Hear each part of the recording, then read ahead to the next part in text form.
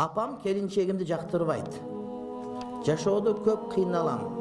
Кимисине жан тартышымды билбейм. Апам айтса, мен аны кетирейинби дейм. Аялым айтса, чыдап кой дейм. Бирок ачыгы кыйналдым. Аял манча иш кыла албайт. Тили узун. Апама каяша айтат. Эмне кылсам болот? Апам да аялым да намаз окушат, экөөнү тең катуу сүйөм дейт. Кол жазмам жаман такыр оңдой албай койдум, кечирес дейт.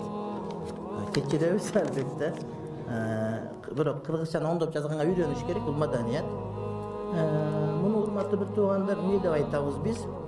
Аялым менен сүйлөшүп отуруш илгери бир байдын кызы кембагалдын баласын жакшы көрүп калыптыр.